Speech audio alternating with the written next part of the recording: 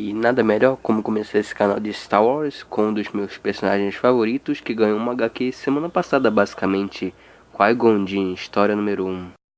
Então, essa HQ se passa antes do episódio 1, é claro, né? Onde o Qui-Gon Jinn está em um planeta chamado Brain, salvando uma sacerdotisa de perigo. E o que está acontecendo nesse planeta é que o clã do metal está querendo matar essa sacerdote para eles basicamente assumirem o comando do planeta Brain. Enquanto o Qui-Gon e a sacerdote estão correndo, né? O Qui-Gon chama o Obi-Wan pra preparar a nave. O Obi-Wan fala uma frase bem icônica dele, né? As negociações foram feitas. Eventualmente os dois são encontrados pelo clã do metal. A sacerdote fala que eles não tem chance contra o Qui-Gon Jinn, que é um guerreiro Jedi. Mas o Qui-Gon Jinn consegue sair com a sacerdote de boas.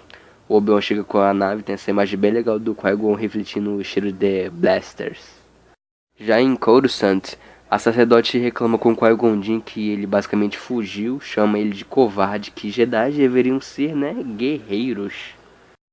Que é bem interessante que basicamente o resto da galáxia vê os Jedi como guerreiros, enquanto o Qui-Gon Jinn fala que não, ser guerreiro não é o caminho dos Jedi. O Yoda se encontra com o Qui-Gon Jinn. Ele sente que o Qui-Gon tá meio que perturbado, não pela mulher ter chamado ele de covarde, mas por outra coisa. E é por isso que o Qui-Gon é o meu personagem favorito, cara. A fala dele é o seguinte: que o povo da galáxia vê os Jedi como guerreiros, isso tá errado. Ele também complementa dizendo que os Jedi estão muito envolvidos com políticas, eles basicamente viraram escravos da política de Coruscant, isso é tudo verdade. Essa interação de política com os Jedi só levaram à destruição dos Jedi. E o Qui-Gon fala que basicamente não, eles deveriam servir à força. Procurando respostas sobre a balança da força, ele vai para o seu Starfighter e lá ele basicamente segue os comandos da força, se entrega para ela. Que é bem interessante ver o quão ele confia na força, que se não fosse por isso ele ia, né, coordenar a nave para ir até uma estrela, mas ele se salva. Ele eventualmente acha um planeta, esse planeta, né, foi onde a força o chamou basicamente. Ele vai lá para investigar esse planeta muito bonito. Já no planeta, ele sente que esse planeta tem uma conexão muito forte com a luz. Porém, né, como o Luke falou, onde tem luz, sempre terá escuridão. E realmente, no planeta tem sim vestígios do lado sombrio. Ele então se pergunta se a força o trouxe ali para aprender sobre esse lado sombrio, ou se é para destruí-lo.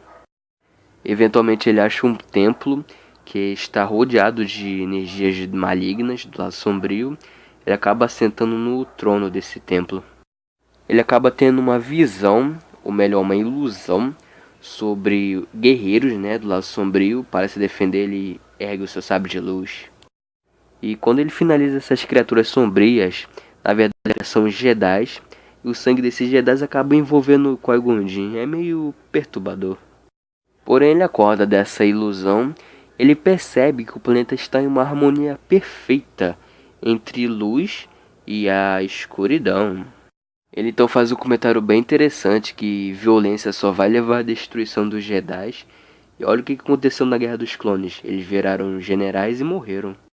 O Qui-Gon acaba retornando para Coruscant para conversar novamente com o Mestre Yoda.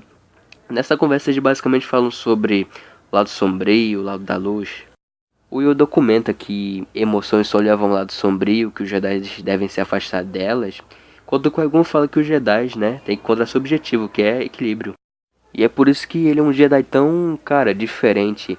Ele tá falando que os Jedi não devem ignorar as emoções, porém não devem se entregar a elas. Para o Qui-Gon, raiva, medo, ciúme são emoções que todos sentem. Os Jedi deveriam, né, reconhecer essas emoções, mas não se entregar. Enquanto Yoda e os outros Jedi fizeram de tudo para ignorar essas emoções e focarem só, né, em uma parte do equilíbrio. Já os Sith se entregam completamente às emoções, né? E olha como é que acaba. E o que eu amei nessa edição foi que o Qui-Gon basicamente previu o futuro. Que conflito só vai levar à destruição dos Jedi. E foi exatamente isso que ocorreu. Os Jedi dessa era são basicamente escravos do Senado, essa é a verdade. E o Palpatine aproveitou muito bem dessa situação para destruí-los. E além de um Jedi encontrar o equilíbrio, né? Ele deveria ser um guardião da paz. Porém, com a Guerra dos Clones viraram generais e por isso que foram destruídos. E nessa HQ só demonstra que o Qui-Gon foi o único que encontrou a balança verdadeiramente. Por isso que ele virou imortal. O cara é sensacional. Ele é muito legal. Bom, esse é o primeiro de espero muitos vídeos de Star Wars para esse canal. Se possível, compartilhe para os amigos que gostam de Star Wars. Deixa um like e valeu.